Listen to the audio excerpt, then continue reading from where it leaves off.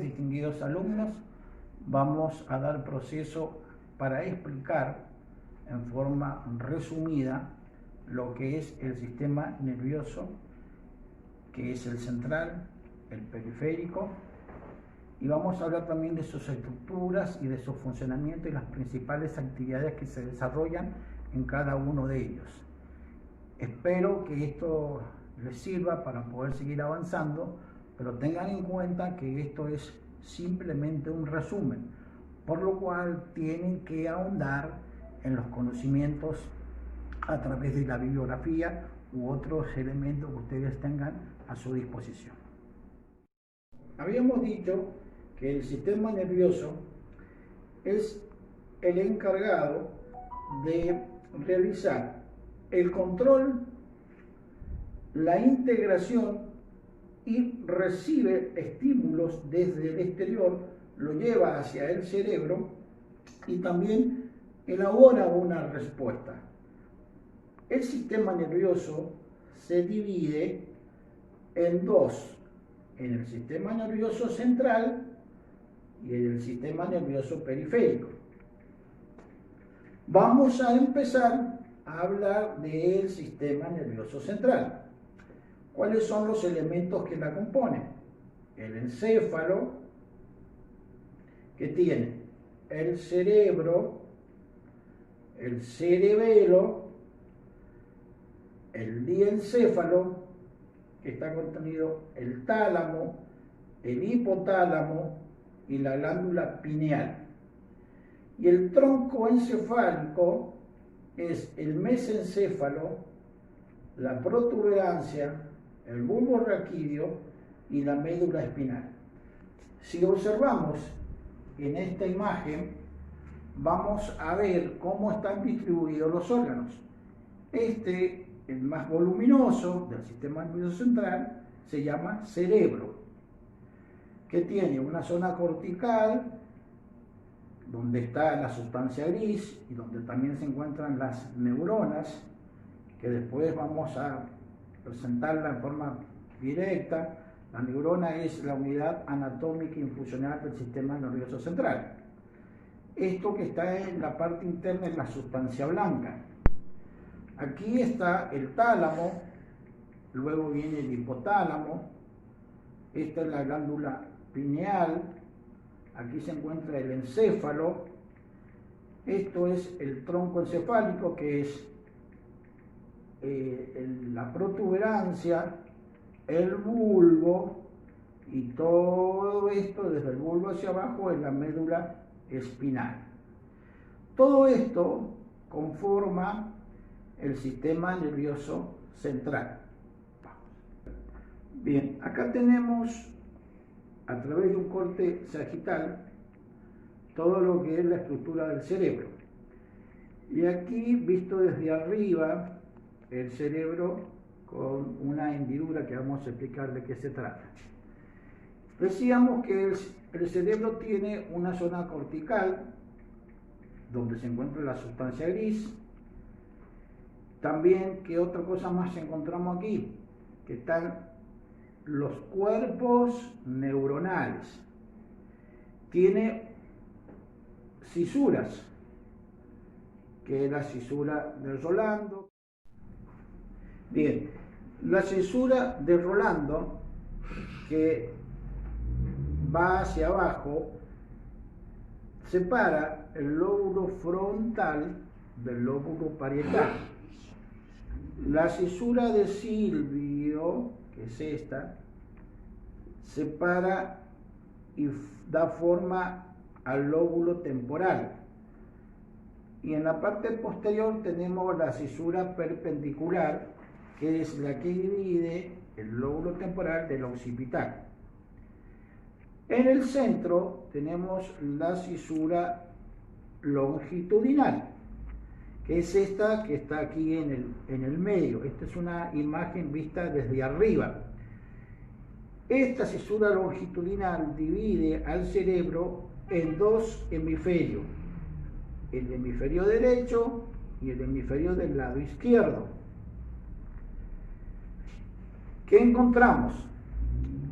El lóbulo frontal está una área que se denomina motora.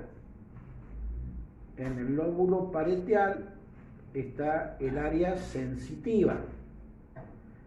En el lóbulo temporal encontramos la zona auditiva.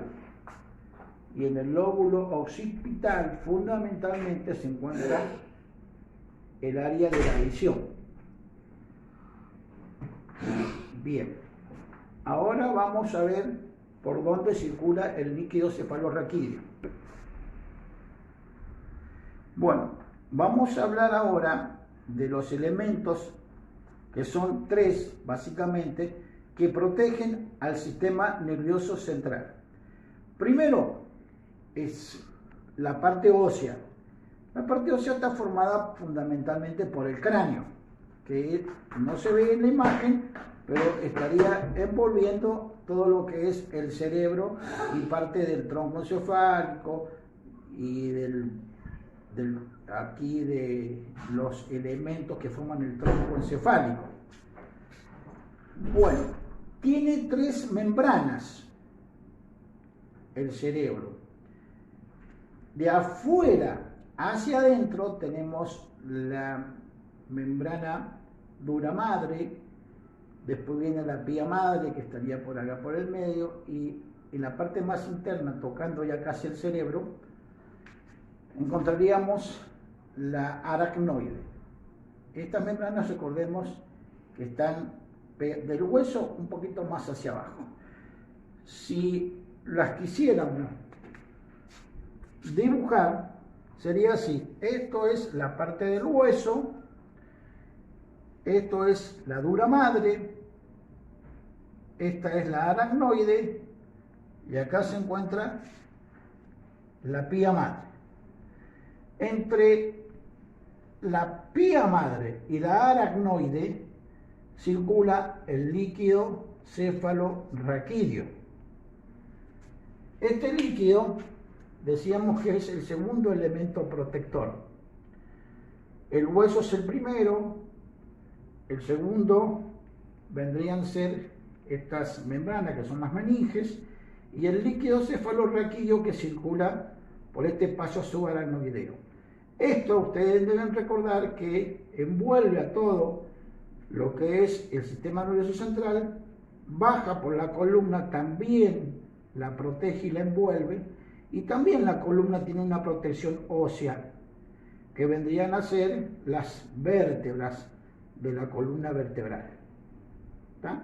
Entonces, repetimos, las protecciones son la parte del hueso, que es el cráneo, las tres membranas, dura madre, aracnoide, pía madre, y el líquido cefalorraquídeo que llega hasta la columna lumbar 3 y O4.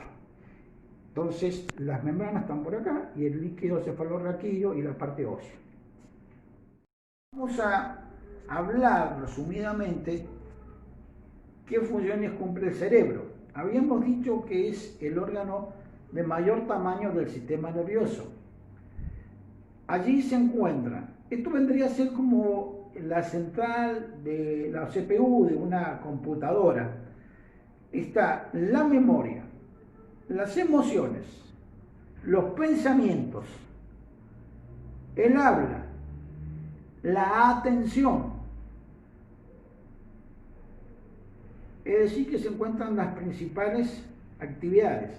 Habíamos dicho también áreas sensitivas, es decir, que todo lo que llega al cerebro desde lo que es la periferia, que sería el sistema nervioso periférico, que después lo vamos a ver, ya lo mencionamos, pero lo vamos a volver a ver de nuevo.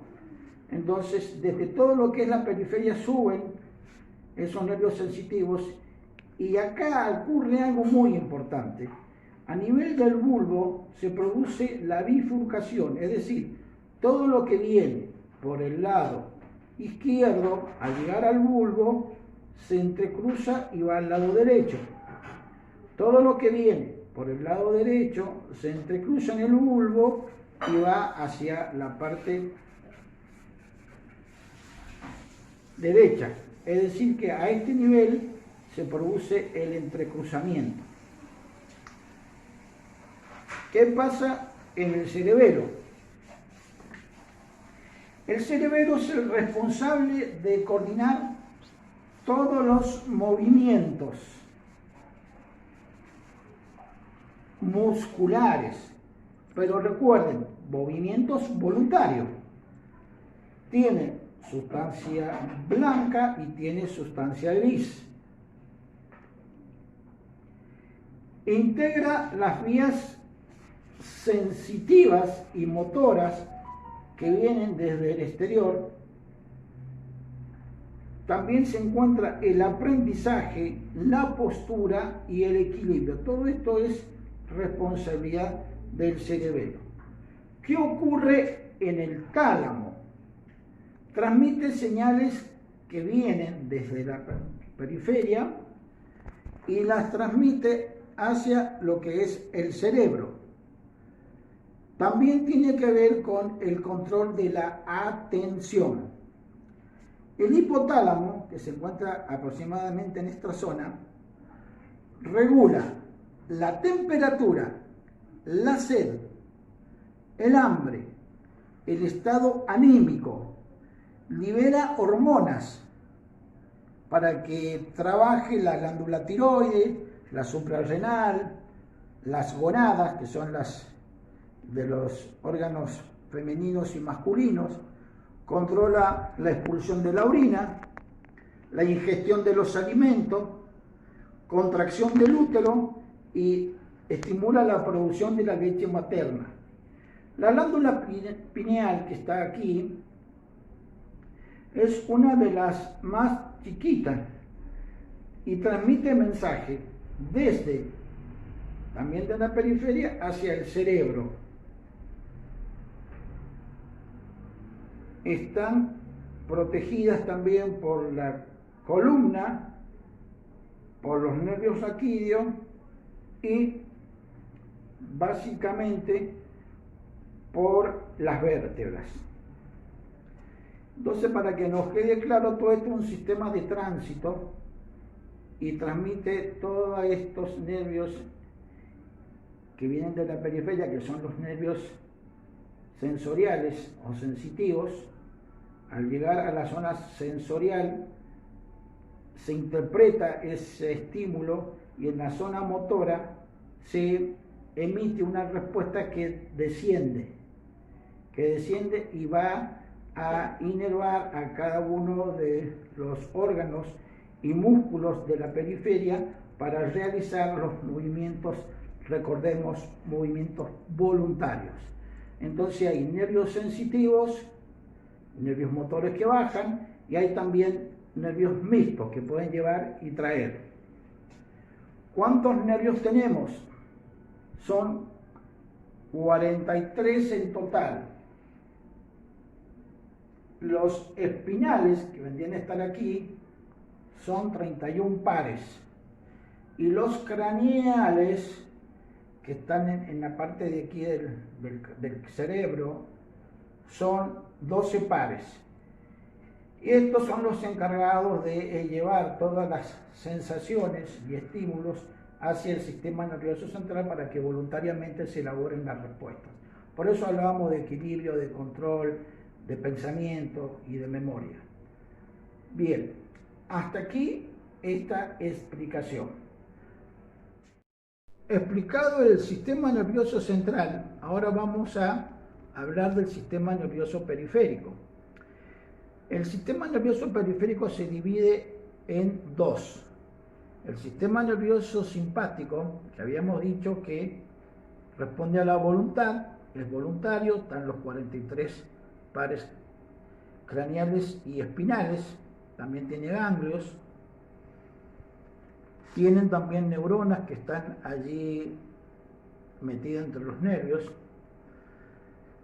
y tiene los nervios sensoriales o sensitivos, motores y mixtos, que recién decíamos que se entrecruzaban a nivel del bulbo raquídeo para ir a uno a cada lado. Por eso que todas las lesiones que ocurren en el lado izquierdo del corazón repercuten en el funcionamiento del lado derecho. O sea, habrán visto ustedes cuando a una persona le da un accidente cerebrovascular y no mueve bien la pierna derecha, la arrastra y también tiene dificultades para mover el miembro superior del mismo lado. Eso significa que si tiene un problema del lado derecho, que la lesión ha sido en el lóbulo izquierdo y viceversa. Si la que arrastra es el izquierdo, la lesión es del lóbulo derecho. Sigamos con el sistema nervioso autónomo. La característica principal es que no responde a la voluntad. Y se divide en dos, en el simpático y el parasimpático. Estos dos sistemas autónomos tienen principal acción en lo que se denomina el estrés. Cuando una persona se siente atacada, amenazada y está en riesgo, se activa involuntariamente el sistema nervioso simpático. ¿Qué funciones cumple el simpático? Aumenta, como dice ahí, la frecuencia cardíaca, la frecuencia respiratoria, el flujo sanguíneo, la glucosa, la glándula suprarrenal dispara más adrenalina y dispara también la noradrenalina.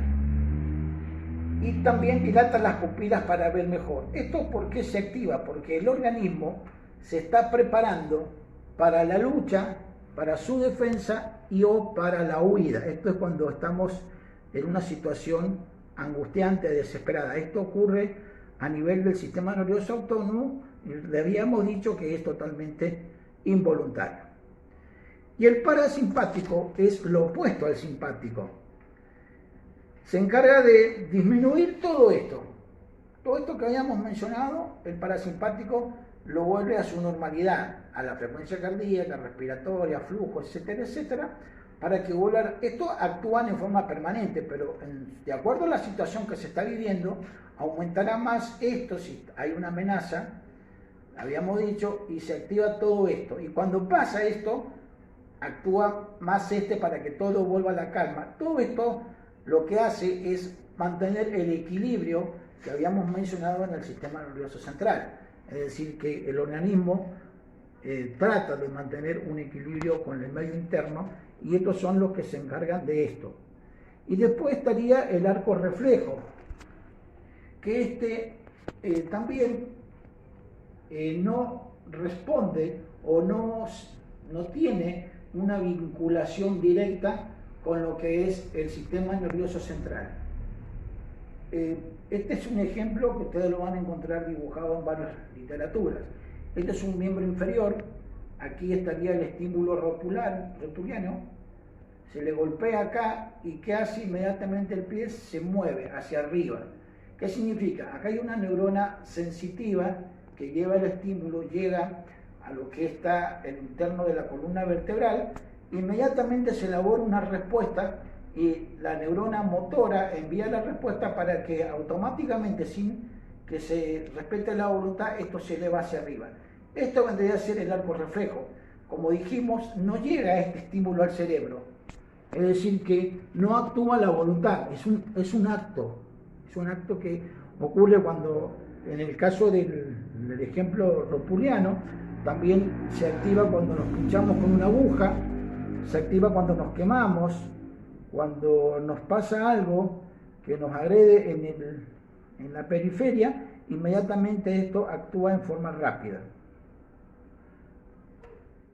Ahora lo que vamos a ver es la unidad anatómica y funcional del sistema nervioso central y periférico. Esta es la famosa neurona. Vamos a ver cómo está compuesta por prolongaciones cortas que se denominan dendritas. Ahí está, dendritas. O sea, hay dendritas acá, aquí, en todos estos lugares. y estas dendritas tienen la función de entrelazarse con dendritas de otras células. Y esta que se encuentra en el medio vendría a ser el núcleo, donde están las mitocondrias, la fuente de energía y todos los demás elementos que tiene cada célula para que pueda desarrollarse la actividad normal de una célula en su interior. Esta prolongación larga vendría a ser el axón o cilindro eje, que tiene una característica que está rodeado por una vaina de mielina que la protege y le da alimentación también. Esta prolongación se comienza a bifurcar y dan las terminaciones axónicas, y al término de cada prolongación axónica estarían los botones sinápticos. Estos botones sinápticos y estas terminaciones axónicas se comunican con otro axón y van intercalándose por las neuronas.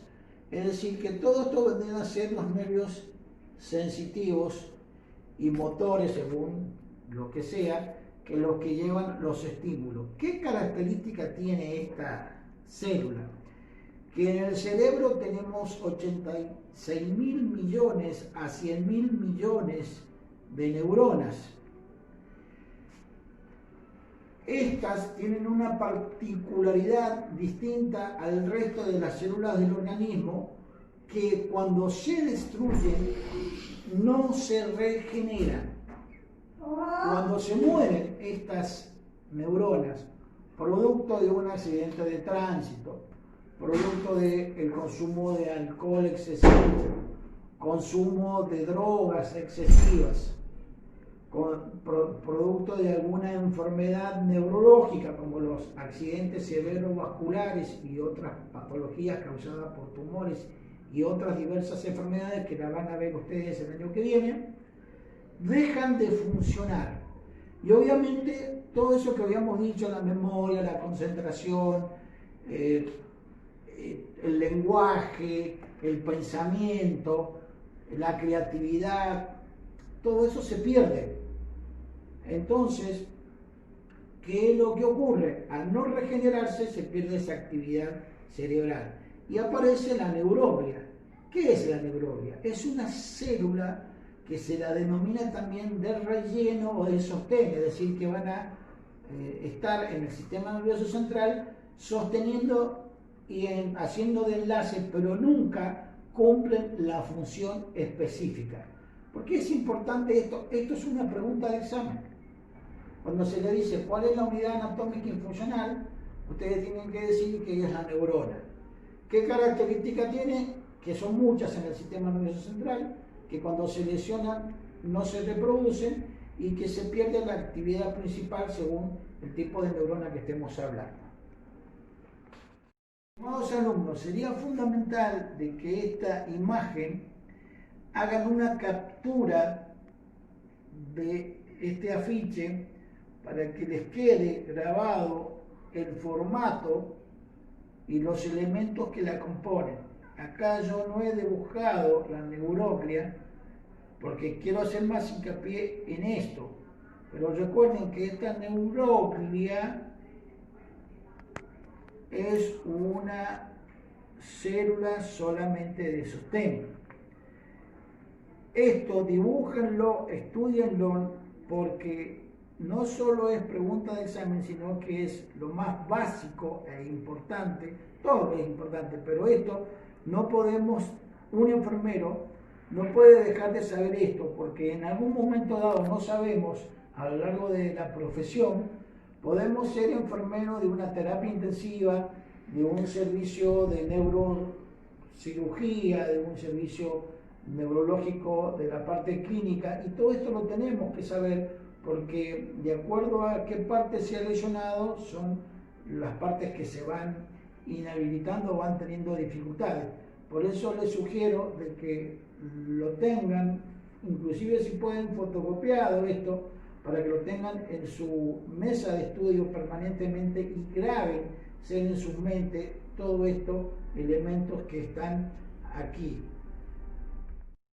Bien, vamos a repasar ahora lo que es el líquido cefalorraquídeo. Este líquido se produce en los plexos coroides del cuarto, del tercer ventrículo y de los ventrículos laterales. Este líquido que se produce, donde habíamos dicho, tiene una gran particularidad de proteger a todo lo que es cerebro, cerebelo, el tronco encefálico, y también la médula ósea continúa hacia abajo hasta la columna L3, L2 o L4. ¿Cuál es la principal función de este líquido cefalorraquídeo? Es darle protección a todo el sistema nervioso central.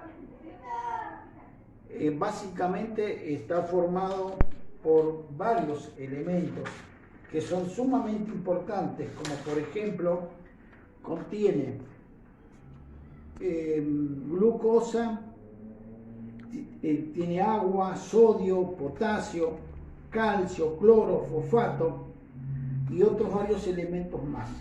Decíamos que la principal función es la de protección, así como una especie de amortiguador dentro de lo que es el sistema nervioso central. ¿Dónde se reabsorbe? Se reabsorben estas vellosidades que están allí en la aracnoides, son vellosidades aracnoides, y se reabsorbe, y cuando hay elementos de desecho, estos pasan directamente a la sangre. ¿Se acuerdan cuando hablábamos del aparato cardiovascular? Decíamos que la sangre transporta elementos de desecho. Entonces, una vez que estos pasan a la sangre los transporta y los elimina por los órganos emultores, que son básicamente el riñón, que elimina todas las impurezas, y también el aparato digestivo. ¿Qué más podemos decir? Que es uno de los tres elementos, porque habíamos dicho que el otro elemento eran los huesos, que era el cráneo, y el segundo elemento son las membranas, que las volvemos a decir, dura madre, aracnoide y pía madre. Y entre lo que es la aracnoide y la pía madre, ahí en este espacio, ahí es donde circula el líquido cefalorraquídeo y hace todo este recorrido. Para que ustedes tengan claro, esto también es pregunta de examen. ¿Cómo funciona? ¿Dónde se elabora? ¿Y cuál es la función principal? Bien, resumiendo, para que nos quede claro y en forma concreta, tenemos que decir que el sistema nervioso central está formado por cerebro, cerebelo, tronco encefálico y médula espinal. Todo esto forma el sistema nervioso central. Y el sistema nervioso periférico es todo lo que está fuera de la columna vertebral, hacia la periferia. El sistema nervioso periférico inerva a los ganglios que están afuera, órganos que están fuera de la columna, músculos y piel. Estos órganos transmiten impulsos desde el exterior hacia la médula espinal, y esto lo llevan al cerebro, y ahí se produce una respuesta voluntaria para que dar funcionamiento a estos órganos, a los músculos, la piel, y ahí podemos nosotros movernos, hacer ejercicio, sentarnos, pararnos. Está todo lo que es la memoria, la visión, la temperatura corporal, la vista, el tacto, los órganos de los sentidos. Todo esto está dentro del sistema nervioso central. ¿Y quiénes? Los órganos de los sentidos, por las vías estas sensoriales, llevan todas las sensaciones al cerebro. Entonces podemos oler, poder diferenciar lo salado de lo dulce, podemos observar, podemos leer, podemos escribir. Todo esto lo hace el sistema nervioso central a través de la periferia.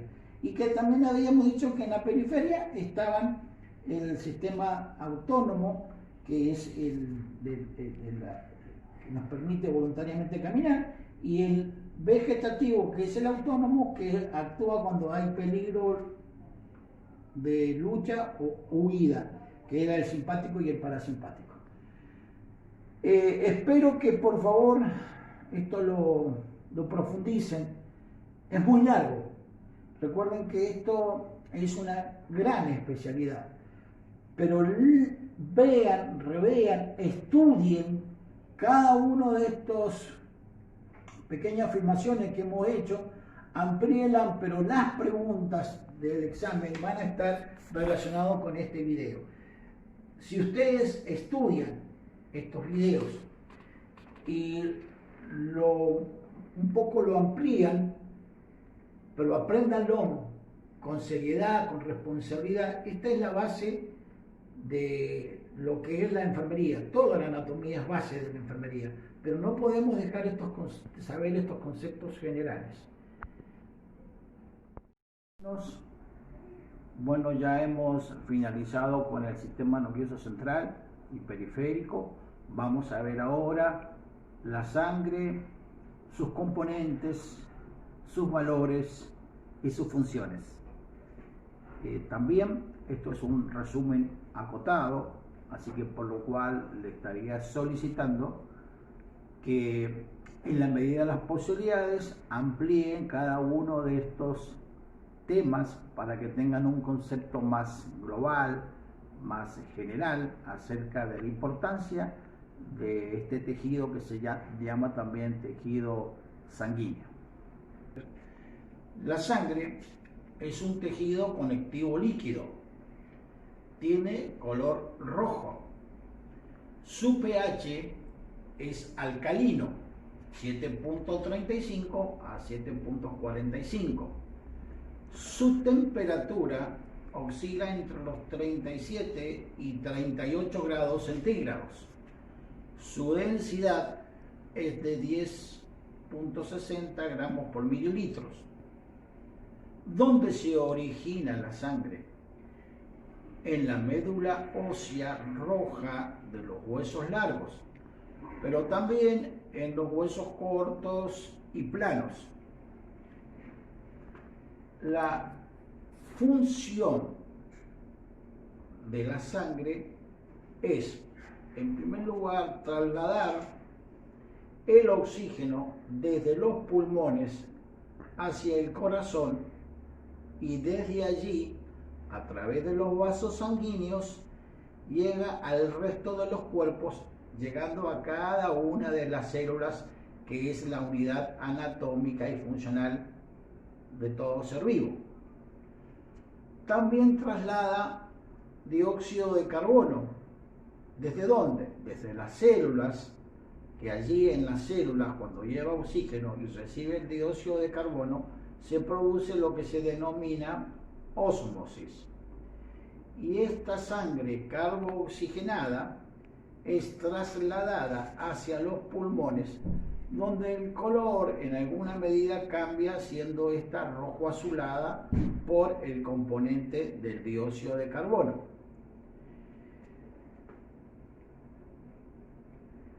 También traslada nutrientes como vitaminas, minerales y otros elementos necesarios para la vida. A su vez, también es la encargada de trasladar los elementos de desechos, como ya dijimos, el dióxido de carbono y otros elementos más, y células envejecidas que son volcados al torrente sanguíneo, y esto los lleva al hígado y a otros lugares donde después son desechados hacia el exterior a través de los órganos emultores. Tiene elementos que son importantes, que son dos. Este es el líquido, que está representado por el plasma, y estos son los elementos sólidos: glóbulos rojos, glóbulos blancos y las plaquetas. Habíamos dicho que el color básico era rojo. En realidad es un rojo rutilante. ¿En qué momento es rojo rutilante? Cuando traslada el oxígeno desde los pulmones hacia el corazón y desde el corazón hacia el cuerpo, como habíamos dicho. Vamos a ver ahora los componentes líquidos. Habíamos dicho que el plasma representa la parte líquida de la sangre. Es el 55% aproximadamente.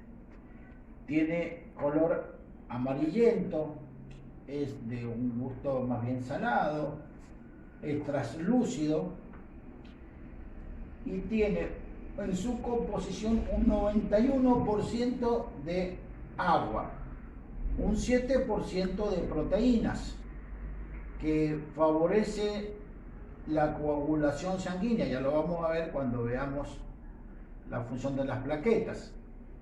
Tiene un 2% de nutrientes, como son las hormonas, los electrolitos, la glucosa, las vitaminas, y también traslada elementos de desechos, que estos también van a los pulmones para ser desechados, como el dióxido de carbono, y al aparato digestivo, a través del hígado, son también eliminados hacia todo el sistema del aparato digestivo. ¿Qué traslada los elementos sólidos? ¿Cuáles son? Los glóbulos rojos, los glóbulos blancos y las plaquetas. Los rojos también denominados hematíes, los glóbulos blancos también denominados leucocitos. ¿Dónde se produce el plasma? En varios lugares del organismo. Por ejemplo, uno de ellos es el hígado, en las glándulas endocrinas. Y básicamente, decíamos, es muy importante su función, porque gracias a este líquido toda la sangre puede trasladar sus elementos necesarios para la vida del ser humano. Vamos a ver los elementos sólidos de la sangre. Uno de ellos son los glóbulos rojos, también denominados eritrocitos. Se produce en la médula roja de los huesos largos, pero también se produce en huesos cortos y planos, en la parte del tejido esponjoso. La hormona eritropoyetina es la que estimula a la médula ósea para que allí se produzcan los glóbulos rojos.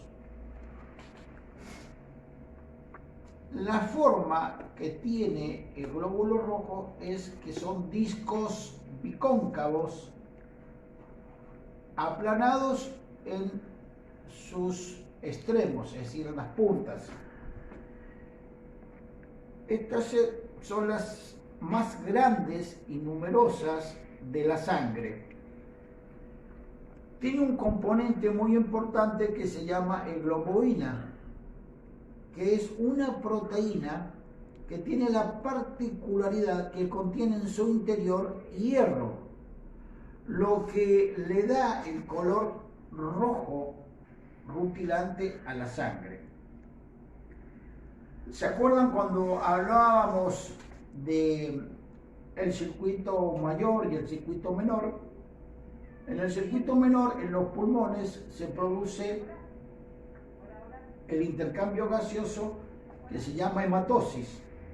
Esa hematosis es cuando el organismo, a través de la sangre, elimina el dióxido de carbono que sale al exterior y ahí incorpora el oxígeno. Ese oxígeno es el que es captado por el glóbulo rojo y es esa la sangre roja rutilante que va a los pulmones y desde allí a todo el organismo hasta cada una de las células, habíamos mencionado hace unos instantes.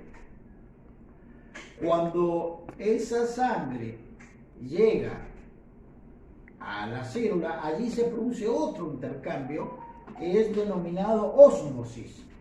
Ese intercambio se produce a nivel celular. ¿Qué ocurre? La sangre que viene con oxígeno pasa a la célula y desde la célula se elimina el dióxido de carbono que pasa a las arteriolas venosas y empieza a llevar sangre carbooxigenada. Esa sangre es de color roja azulada. Es necesario hacer un repaso así breve de lo que es la circulación mayor y menor. Y esta circulación va hacia la parte superior del organismo, llegando a la vena cava superior, vena cava inferior, y desde allí pasan desde el corazón nuevamente a los pulmones, llevando sangre carbooxigenada para hacer oxígeno, y así se completa el circuito sanguíneo. ¿Cuál es la cantidad de glóbulos rojos? En el hombre, de 4,5 millones a 6 millones por decilitro. En las mujeres es un poquito menor, de 4,2 millones a 5,5 millones también de millones por decilitro. El hematocrito es de un 35 a un 50%. La hemoglobina en sangre es de 11 a 16 gramos por millones por decilitro.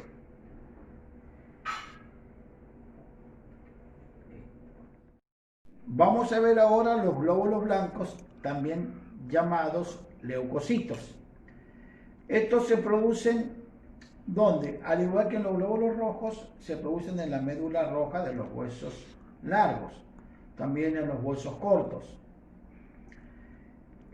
¿Cuál es el valor normal? De 6.000 a 9.000 millones por decilitros. Las propiedades que tienen son muy importantes. Estos son los denominados la defensa del organismo. Antiguamente también se les decía, y esto se le enseña fundamentalmente a los niños en las escuelas primarias, son los policías del organismo. ¿Qué significa? Que nos protegen y nos defienden de todos los agentes patógenos, bacterias, virus, hongos, parásitos, etcétera. ¿Qué capacidad tienen estos de abandonar los vasos sanguíneos? ¿Cómo es que lo hacen? En su composición morfológica tienen pseudópodos, que son esta especie de prolongaciones que les permite poder trasladarse y movilizarse fuera de los vasos sanguíneos. ¿Y a dónde se dirigen estos glóbulos blancos? A todo aquel lugar, órgano, tejido, célula, donde se ha provocado o se está produciendo una infección. ¿Y qué capacidad tienen? Estos glóbulos, los blancos, tienen la capacidad de fagocitar los agentes patógenos para luego eliminarlo. Los glóbulos blancos, cuando están en la lucha, que están fagocitando, algunos y muchos de ellos mueren en medio de ese fragor, de esa lucha. La muerte de los glóbulos blancos forman lo que se denomina el pus, que se ve en las distintas heridas. Entonces, ¿qué es el pus? Son los glóbulos blancos muertos en batalla. Tiene dos grandes clasificaciones. Uno son los granulocitos, que están compuestos por neutrófilos, que son la mayor cantidad, de un 30 a un 75%, y estos son los primeros que llegan a los lugares o focos infecciosos para combatir. Los son los de 0,0 a 5%, y estos son los encargados de atacar a los parásitos. Los basófilos, que también son de 0 a 5%, son los que dan respuesta a los procesos alérgicos para contrarrestar los efectos negativos. Ahora vamos a ver los agranulocitos. Tenemos los linfocitos, que son del 20 al 60%. Estos actúan en las infecciones víricas fundamentalmente. Los monocitos, también de 0 a 12%, salen del torrente también para fagocitar y destruir todo lo que son los gérmenes patógenos. La vida, habíamos dicho que viven, la vida útil de esto, pueden vivir 12 horas aproximadamente y pueden llegar a vivir hasta 3 o 4 días, los glóbulos blancos. Y acá le hago una mención con respecto al glóbulo rojo, que estos llegan a vivir hasta 120 días en el torrente sanguíneo. Tanto los glóbulos blancos como los rojos y como las plaquetas, cuando son células envejecidas, deterioradas o muertas, como habíamos dicho acá, son fagocitados y trasladados al hígado para su posterior eliminación a través de los órganos emultores. Ahora de las plaquetas, el otro elemento sólido de la sangre. Son células sanguíneas más pequeñas de las anteriores citadas. Estos tienen una propiedad de aglutinarse cuando hay vasos sanguíneos rotos y acuden a esos vasos lesionados para sellar cada vaso y así producir con un elemento que se llama coagulación sanguínea, evitar que la sangre siga saliendo por los vasos. El valor normal de las plaquetas es de 250.000 a 300.000 por decilitro. ¿Dónde se forman? Al igual que el resto de la sangre, en la médula ósea roja, también en el vaso, también en el hígado, y tiene un elemento proteico que en la sangre hay 13 proteínas distintas, pero estas serían las más importantes: el fibrinógeno, la trombina, la protombina y el calcio. Todas estas proteínas tienen una capacidad de hacer una especie de red, y en alguna medida lo que hacen es, con esa red, tratar de sellar el vaso, como habíamos dicho, para producir en alguna medida el efecto de la coagulación sanguínea. Bien. Bueno, nos queda ver ahora los grupos sanguíneos. Básicamente son 4: el grupo A, el grupo B, el grupo AB y el grupo 0. Cada grupo tiene un factor llamado RH, que es una proteína que lo que le da si es positivo o negativo. Ahora vamos a ver que el grupo AB es el receptor universal. ¿Qué quiere decir? Que puede recibir de todos los demás grupos. Y el grupo 0, el grupo positivo, es el más común a nivel mundial. Casi el 41% de la humanidad tiene el grupo 0 RH positivo. Y el grupo 0 negativo es el donante universal, es decir, que le puede dar a todos. Acá tenemos un cuadro comparativo para que ustedes puedan ver los grupos. El A positivo puede dar al A positivo y al AB positivo, y puede recibir del 0 positivo, del A positivo, del 0 negativo y del A negativo. El grupo A negativo puede dar al A positivo, al AB positivo, al A negativo y al AB negativo, y puede recibir solamente del 0 negativo y del A negativo.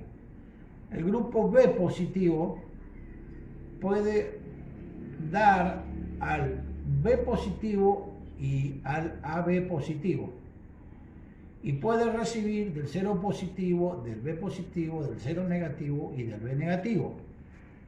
El B negativo puede dar al B positivo, al AB positivo, al grupo, y puede recibir del 0 negativo y del B negativo. Y el AB positivo puede dar solamente al AB positivo y puede recibir de todos. Es decir, este es lo que decíamos, el receptor universal. Y el AB negativo puede dar solamente al AB positivo y al AB negativo. El cero positivo puede dar al A positivo, al B positivo, a B positivo y al cero positivo. Y recibir del cero positivo y del cero negativo. Y el cero negativo decíamos que era el donante universal, o sea que les puede dar a todos los grupos sanguíneos, pero puede recibir solamente de este mismo grupo, es decir, del cero negativo. Estimados alumnos y futuros colegas de enfermería, lo que hemos podido ver en estos dos temas, tanto en el sistema nervioso central, que es un tema muy largo, muy profundo, con una gran variedad de órganos, de funciones, pero hacen a todo el sistema nervioso central, que es el eje del ser humano, porque el que tiene la capacidad de pensar, de recordar, de imaginarse, de elaborar el futuro. Bueno, todas estas propiedades se logran gracias a las funciones del cerebro. Y es importante poder saber al menos las cosas mínimas que hemos mostrado. Hay mucho más para profundizar, mucho más para leer. Si alguno se siente atraído hacia la parte neurológica, háganlo, porque van a descubrir cosas sumamente importantes. Le he mandado 3 fotos que es como una guía de estudio donde están sintetizadas cada una de las partes, así, es decir, el sistema nervioso central dividido en todos los órganos que lo conforman, que son el cerebro, el cerebelo, el tálamo, el hipotálamo, la protuberancia y el bulbo raquídeo. Que me interesa que no solamente lo sepan, sino que hace cada uno de ellos. Recuerden que el bulbo raquídeo es el lugar donde se entrecruzan las fibras que vienen desde la periferia, que suben por la columna y van hasta el cerebro, a la parte cortical, a la zona sensitiva, para luego allí en el cerebro elaborar una respuesta. Una vez que se elabora la respuesta, baja a través de las fibras motoras y están direccionadas, llegan al bulbo, se vuelven a entrecruzar y van hacia los órganos que han recibido el estímulo, ya sea un órgano interno o puede ser también la piel, puede ser los músculos en generales, porque no se olviden que nosotros a través de la voluntad podemos caminar, hacer ejercicio, correr, bailar, etcétera, etcétera.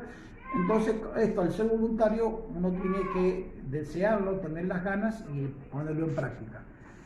Así que léanlo para que puedan enriquecerse aún más. Y con respecto a la sangre, bueno, lo que acaban de ver, es importante saber cuáles son los elementos sólidos, cuáles son los elementos líquidos y cómo están compuestos y qué funciones cumplen cada uno de ellos. Y en cuanto a los grupos sanguíneos, es importante también que lo tengamos en cuenta, porque cuando estamos atendiendo a un paciente con una transfusión, poder ver qué grupo tiene el paciente para estar seguro de qué es lo que le están aportando.